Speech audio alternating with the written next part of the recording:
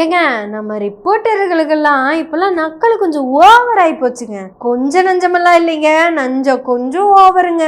தனிப்பட்ட முறையில உங்களை இந்த கேள்வி கேட்கல, அப்பவே ஃபர்ஸ்ட் ஸ்டாப் வச்சுட்டாரா?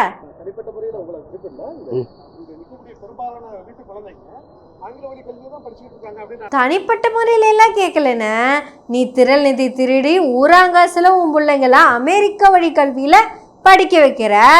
தனிப்பட்ட முறையில் இல்லைன்னு உனக்கு படி இழக்கிற தம்பி தங்கச்சிங்க யாராவதும் அவங்க குழந்தைங்கள அமெரிக்க வழி கல்வியில படிக்க வைக்கிறாங்களா அப்படின்னு தனிப்பட்ட முறையில கேட்கலன்னு. அதிகபட்சம் உனக்கு பணம் அனுப்பாத தம்பிங்க எல்லாருமே அரசு பள்ளியில தான் குழந்தைங்களை படிக்க வச்சுட்டு இருக்காங்க.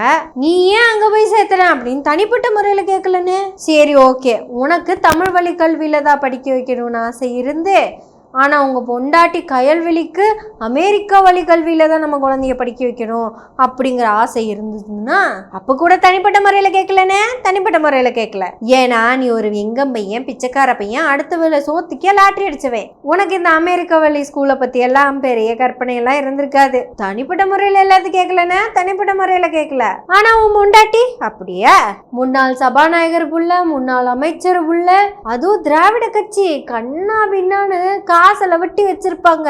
அதனால அந்த பிள்ளைக்கு அப்படி ஒரு கனவு கண்டிப்பா இருந்திருக்கும். ஏன்னா இதெல்லாம் நாங்க தனிப்பட்ட முறையில கேட்கலன்னு. ஏன்னா ஒரு பிச்சைக்கார நாய் உனக்கெல்லாம் அமெரிக்க கல்வியை பத்தி என்ன அறிவு இருக்க போகுது அப்படின்னு கூட தனிப்பட்ட முறையில கேட்கலன்னா. பொதுவா நல்லா காசு வந்தவங்க எல்லாருமே இங்கிலீஷ் மீடியத்துல சேர்க்கறாங்களே அப்படின்னு தான் கேட்டாரு.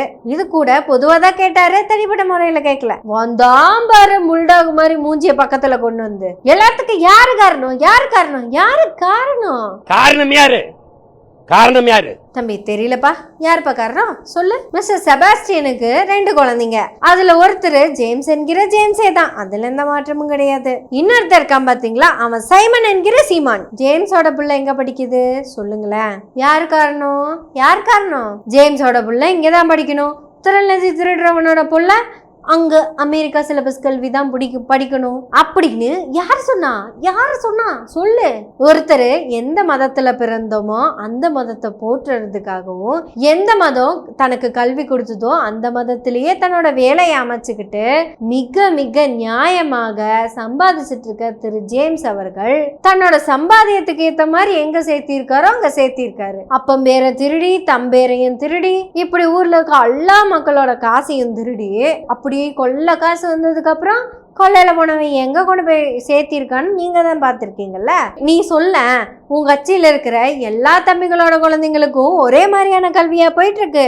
எல்லா தம்பிகளும் இதுக்கு வேலைக்கும் போறாங்க. ஆனா நீயே என்ன பண்ற? ஒன்லி கலெக்ஷன் தான். கைய கட்டிண்டு அன்பு தம்பிகளை தம்பிகளை தம்பிகளை தம்பிகளை ஓசில காசு கிடைக்குதுங்கிறதுக்காக ஊதாரித்தனமா நீ செலவு பண்ணுவ.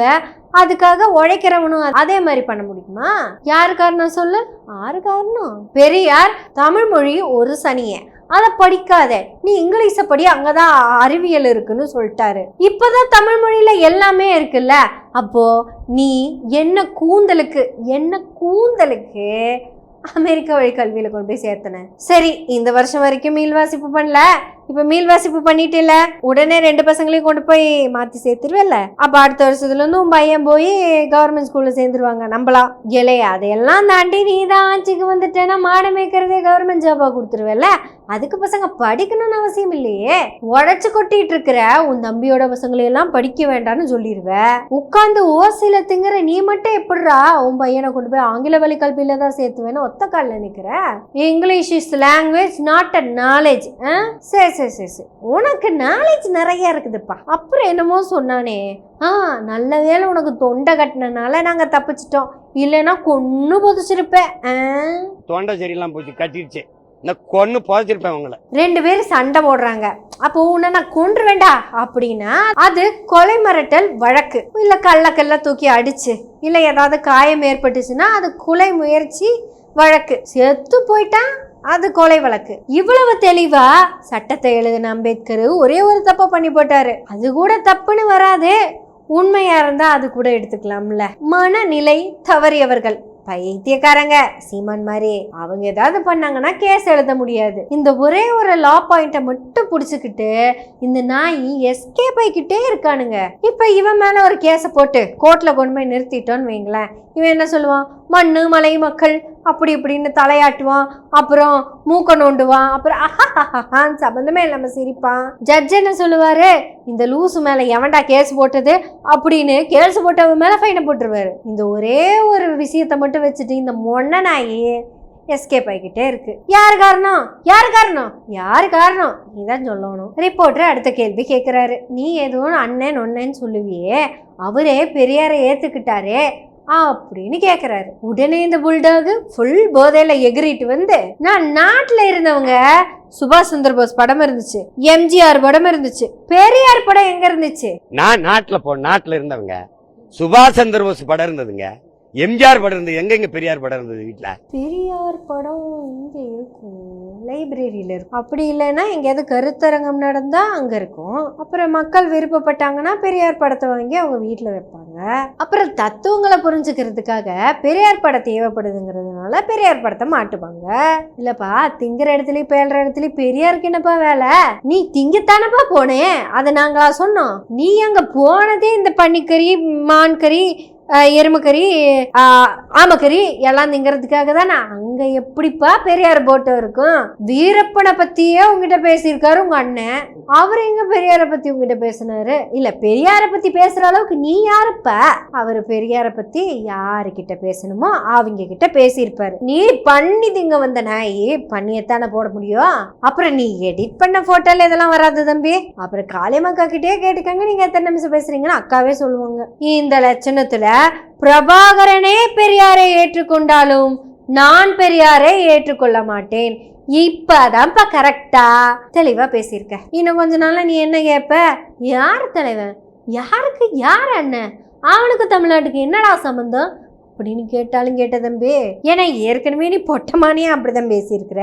இந்த மாதிரி பைத்தியக்காரனுக்கு இதெல்லாம் பெரிய விஷயமா கண்ணு? நீ பேசு கண்ணு, நீ பேசு. பாத்தீங்களா, பிரபாகரனே ஏற்றுக்கொண்டாலும் பெரியாரே நான் ஏற்றுக்கொள்ள மாட்டேன். ஏன் தெரியுமா? இந்த சமமா பாப்பான், அவனுக்கு பெரியார பார்த்தா பிடிக்காது. அட, நானும் பெரியார பேசினேனுங்க, அப்ப பிச்சைக்காரனாயா தானே இருந்தேன். அப்புறம் இந்த சமமா பாக்குறவங்க சமமா பார்த்ததுனாலதான் இன்னைக்கு நான் ஈசிஆர் ரோட்ல என் பெரிய அமெரிக்கா வழி கல்வியில அது கப்பல் மாதிரி வீடு, கப்பல் மாதிரி காரு, அப்புறம் போக வர எல்லாம் அல்லக்கைகள், அது போக 1000 தற்குறிக வேற கூடையே ஒட்டின்னு வரும். இத்தனை வசதியும் யாரு கொடுத்தது? சமமா பாப்பாங்கல்ல, அவங்க கொடுத்தது தானே. அப்புறம் எப்படி எனக்கு பெரியார பிடிக்கும்? அதுக்கப்புறம் நான் இவ்வளவு நாள் சொல்லிட்டு இருந்தவரே பெரியாரை ஏற்றுக்கிட்டாலும் நான் ஏன் எடுத்துக்கணும்? எனக்கு என் வசதி, என் புள்ள குட்டி, என்னோட நலத்தை மட்டும்தானே நான் பார்ப்பேன். நீங்க எப்படி சீமானை பத்தி இப்படி பேசலாம்? அவர் தான் உயர்மை நேயத்தை பத்தி பேசுறாளாச்சே, அவர் எப்படி நீங்க பேசலான்னு கூட நீங்க கேட்கலாம். யோசிச்சு பாருங்க. இந்த சில்லற பையன் சில்லறை இவனுக்கு சேர்ற வரைக்கும் சில்லறைய கொடுத்துக்கிட்டே இருந்த தம்பிகன்னு சொன்னான். ஆனா சில்லறை வர வழி நிக்குதுன்னு தெரிஞ்ச உடனேயுமே தம்பிகளை கிரீஸ் டப்பாக்கள்னு சொல்லிட்டேன். காளியம்மா என்ன தப்பு வந்துச்சு சொல்லு? அவங்களுக்கான கூட்டத்தை சேர்த்துனா உனக்கு என்ன வலிக்குதுங்கிற? உனக்கு தான் உயிர்மை நேயம் தானே முக்கியம். காளியம்மாள் தனக்குன்னு ஒரு 10 பேர்த்த சேர்த்துக்கிட்டதே பொறுக்க முடியாம புலம்புனவன் தான் இவன். அப்ப தெரிஞ்சுக்க, இந்த நாய்க்கு உயிர்மை நேயமும் இல்ல, எந்த நேயமும் இல்லை. இதுக்கு தேவைப்பட்டதெல்லாம் காசு, பணம், துட்டு, மணி. இந்த நல்லவாய சம்பாதிச்சு நாரவாய திங்கிறான்னு சொல்லுவாங்கல்ல, அது இதுதான். சொல்றத சொல்லி போட்டேன், கோபமா சொல்ற மாதிரி உங்களுக்கு இருக்கும். ஆனா நீங்க புன்னகையோட எடுத்துக்கோங்க. நன்றி, வணக்கம்.